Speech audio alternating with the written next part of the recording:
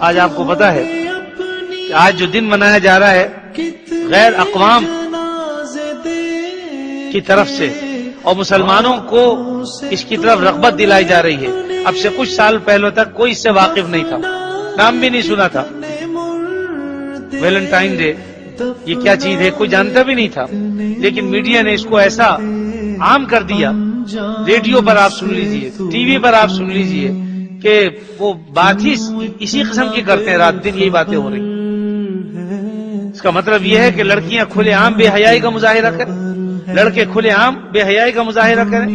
آج ہی کے اخبار میں نے پڑھا کہ اب برطانیہ میں بھی لوگوں نے اس کے خلاف آوازیں اٹھانی شروع کر دی.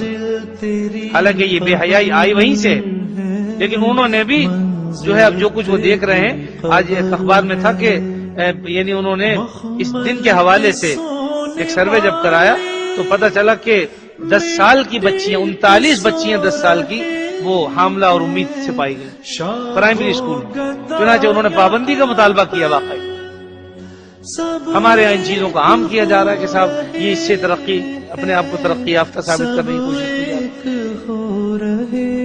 اس لیے بہت بڑی ذمہ داری ہے ہم سب کی کہ اپنی اولادوں کو سمجھائیں، اپنے جوانوں کو سمجھائیں، اپنے بچوں کو سمجھائیں کہ یہ غیروں کے طور طریقے ہیں، اور غیروں کے طور طریقے وہ قومیں اختیار کرتی ہیں جن کے پاس اپنے پاس کچھ نہ ہو. الحمدللہ ہمارے دامن میں اتنا کچھ ہے کہ ہم غیروں کی طرف دیکھنے کے محتاج نہیں ہیں. اللہ اور اس کے رسول نے کی جو تعلیمات ہیں وہ ہمارے پاس ہیں، دامن ہمارے بھرے ہوئے ہیں، صرف عمل کی کمی ہے. اور یاد رکھیے کہ جو جس قوم کی مشابہت کرے گا وہ انہی میں شمار ہوتا ہے. من تشبہ بقوم فہو منہم.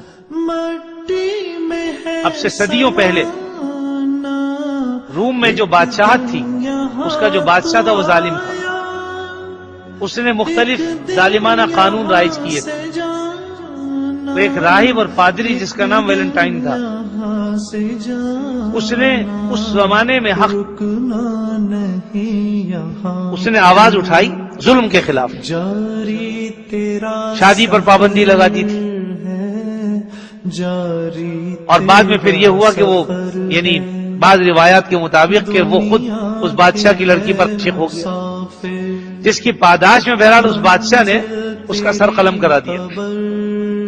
تو یہ دن ویلنٹائن ڈے اس کی یاد میں منایا جاتا ہے. بتائیے مسلمانوں کا اس کی تہذیب و ثقافت سے کیا تعلق؟ ہمارے یہاں تو کھلم کھلا یہ بے حیائی ہے.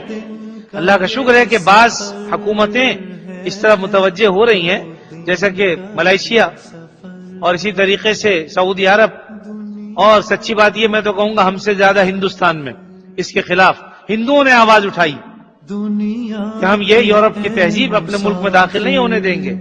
لیکن ہمارے یہاں تو اللہ تعالیٰ معاف کرے ہر چیز کی کھلی آزادی ہے، اس لیے کہ ہم اپنے آپ کو آزاد کہتے ہیں. آزاد تو بے شک ہم ہو گئے ہیں، لیکن ہر چیز سے آزاد ہو گئے. نہ شریعت کی قید میں ہیں ہم، نہ مذہب کی قید میں ہیں. ہر چیز کی قید سے ہم نے اپنے آپ کو آزاد کر لیا ہے. جس طرح چاہیں اب ہمیں کوئی روکنے والا نہیں ہے. نہ مذہب آڑے آتا ہے، نہ دین آڑے آتا ہے، نہ علماء آڑے آتے ہیں، اور نہ اخلاق آڑے آتے ہیں، نہ معاشرہ آڑے آتا ہے. اب جس کا جو جی چاہے. ہمارے یہاں دکانیں بھری ہوئی ہیں، چند روپوں کے لالچ میں، ذاتی مفاد میں.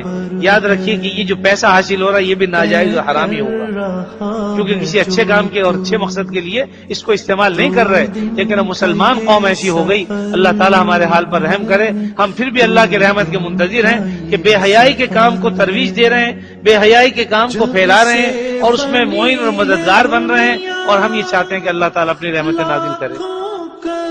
پہلے ہی کچھ کمی نہیں ہے، اللہ کے عذاب تو پہلے مسلط ہیں. اناج کی کمی ہو گئی، پانی کی کمی ہو گئی، اور دیگر بہت ساری چیزیں. مہنگائی عروج پر ہے، لوگ چیخ رہے ہیں، لیکن اس کے باوجود کوئی سننے والا بھی نہیں. اور یہ ایک اور عذاب مسلط ہم نے اپنے اوپر کر رکھا.